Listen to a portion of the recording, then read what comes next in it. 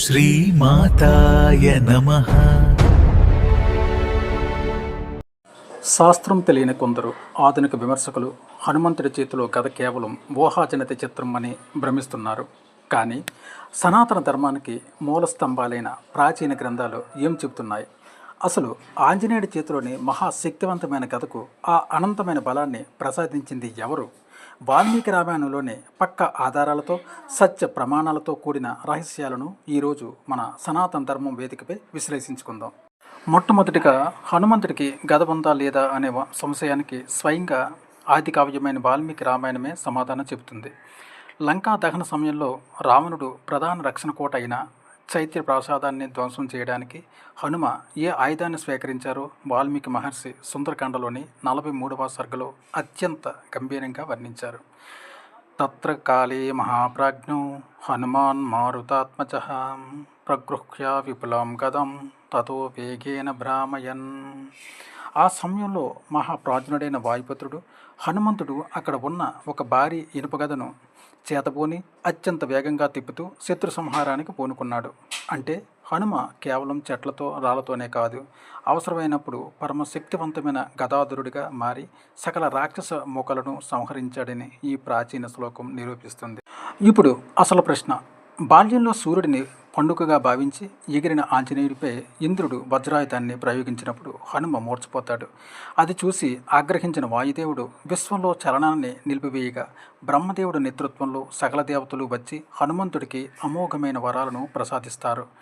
వాల్మీకి రామాయణం ఉత్తరాఖండలోని 36వ సర్గ ప్రకారం ఆ సమయంలో దిక్పాలకులు దేవతా శ్రేష్ఠులు తమ తమ ఆయుధాల శక్తులను హనుమకు దారిపోశారు.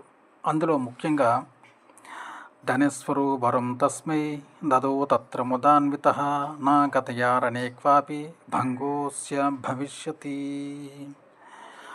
సకల సంపదలను గదా యుద్ధానికి అధిపతి అయిన కుబేరుడు అత్యంత సంతోషంతో హనుమంతుడికి వరానికిచ్చాడు. ఓ ఆంజనేయ, లోకంలో ఎంతటి బలశాలి ప్రయోగించిన గద వల్ల కానీ లేదా రణరంగంలో నీవు పట్టే గదకు కానీ ఎక్కడ ఎవరి చేతిలోనూ భంగిమ కలగదు. అంటే కుబేరుడు తన సకల గదా వైభవాన్ని హనుమంతుడికి గద రక్షణగా శక్తిగా మార్చి ఇచ్చాడు. అంతేకాదు, యమధర్మరాజు తన అత్యంత భయంకరమైన ఆయుధమైన యమదండం యొక్క శక్తిని హనుమకు ఇస్తూ తన దండం వల్ల హనుమకు ఎలాంటి మృత్యుభయం ఉండదని వరం ఇచ్చాడు.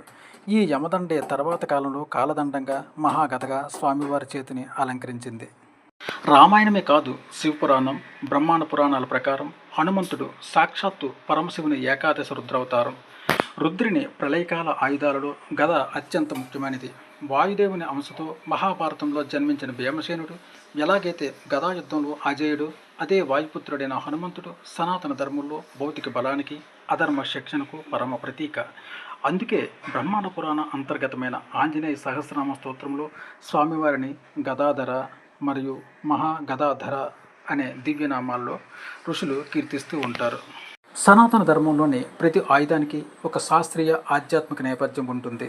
హనుమంతుడి గద కేవలం అలంకారం కాదు, అది కుబేరుని అభేద్యమైన శక్తి, యమధర్మరాజు కాలదండ రక్షణ, వాల్మీకి మహర్షి శ్లోకాలతో ధృవీకరించబడిన పరమ సత్యం. ఇటువంటి ప్రాచీన గ్రంథాల సాక్ష్యాలను పక్కన పెట్టి హనుమకు గద లేదనే వాదనలు కేవలం అజ్ఞానమే అవుతాయి. ఈ పరమసత్యాన్ని, మనం ప్రాచీన వైభవాన్ని 10 మందికి తెలియజేయడానికి ఈ వీడియోను ఇప్పుడే లైక్ చేయండి, షేర్ చేయండి. మరిన్ని ప్రామాణిక సనాతన ధర్మ రహస్యాల కోసం మన శ్రీమాత డివోషనల్ ఛానల్ని సబ్స్క్రైబ్ చేసుకోండి. స్వస్తి ప్రజాభ్యః పరిపాలయంతిం న్యాయేన మార్గేణ మహిషాః. జై శ్రీరామ్, జై ఆంజనేయ.